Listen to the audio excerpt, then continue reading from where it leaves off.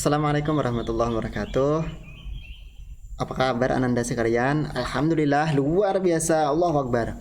Semoga kita senantiasa bersemangat ya dalam kegiatan belajar mengajar, dan tentu saja kita sebagai generasi penerus bangsa, pemuda ya, kaum muda, insya Allah biasanya pemuda itu selalu identik dengan semangatnya ya. Mudah-mudahan semangat selalu, karena eh, insya Allah dengan semangat ini, dengan semangat kita mengisi kegiatan dengan positif dan belajar, tentu saja menambah bekal kita nanti, kesuksesan kita nanti di masa depan. Insya Allah juga membuat kesuksesan untuk diri pribadi juga bernegara ya.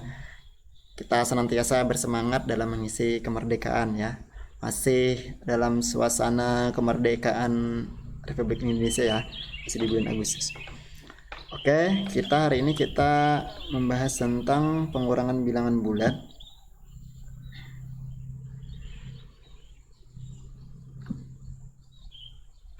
Ya, konsep pengurangan bilangan bulat sudah dibahas di sebelumnya, ada di video sebelumnya.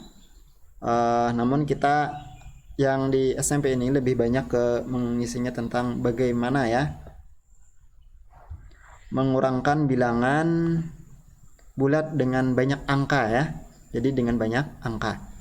Jadi lebih banyak ke banyak angka. Kalau misalnya konsep sebelumnya kita sudah menggunakan di SD mungkin ya, tapi bisa juga kita ulang-ulang kembali penjelasannya. Mudah-mudahan semuanya konsepnya menjadi lebih matang ya.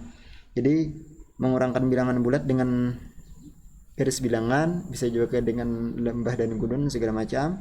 Namun kita di SMP lebih banyak ke banyak angka. Tentu saja kurang maksimal kalau menggunakan garis bilangan ataupun lembah dan gunung. Ya, kita mengingat kembali tentang lawan suatu bilangan. Lawan suatu bilangan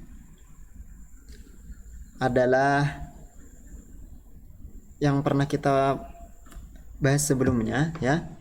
Lawan bilangan A adalah negatif A ya kan? Lawan bilangan negatif A adalah bilangan A, seperti itu. Misalnya negatif 5 lawannya adalah 5. 17 lawannya adalah negatif 17. Kita ingat kembali, ini adalah salah satu konsep pengurangan yang mungkin bisa ideal untuk angka yang lebih besar ya. Pengurangan bilangan bulat.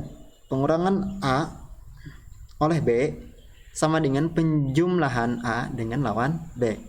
Jadi contoh bisa ditulis A dikurang B, bisa dilihat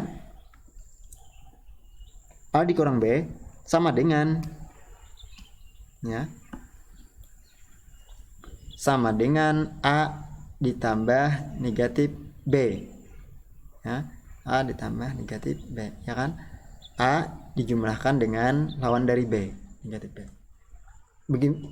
Begitu juga dengan A dikurang negatif B, berarti sama dengan A ditambah lawan jadi negatif B adalah B, seperti itu. Jadi contohnya ada di sini 12 kurang 18 sama dengan 12 ditambah negatif 18. Jadi masih ingat kembali tentang konsep penjumlahan bilangan bulat ya, ada positif dan ada negatif. Maka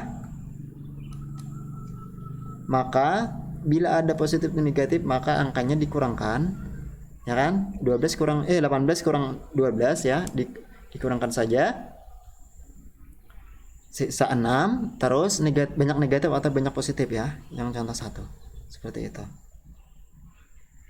Yang contoh 2, 16 dikurang negatif 9, maka hasilnya adalah 16 ditambahkan ya kan, sama aja dengan dijumlahkan, cuman lawan dari negatif 9 adalah 9, maka 16 tambah 9 sama dengan 25. Karena positif dengan positif mudah ya, positif dengan positif mudah. Selanjutnya contoh ketiga, negatif 24 dikurang negatif 34 ya.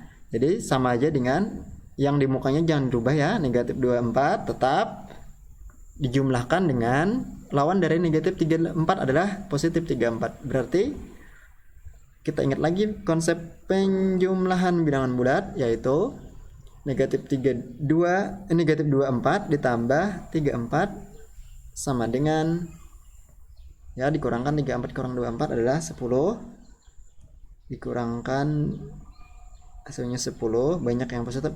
Nah, karena itu banyak positif, hasilnya adalah positif. Seperti itu. Itu adalah contoh dari pengurangan bilangan bulat.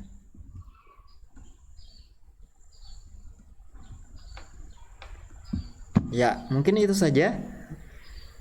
Lebih pada kesimpulan hari ini adalah untuk pengurangan bilangan bulat dengan banyak angka, jadikan yang pertama dulu, jadikan pengurangan ke dalam bentuk penjumlahan.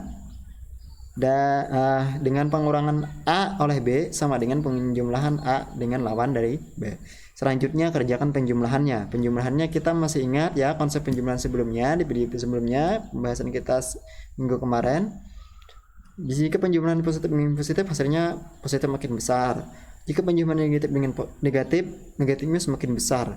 Jika ada positif dengan negatif, maka hasilnya adalah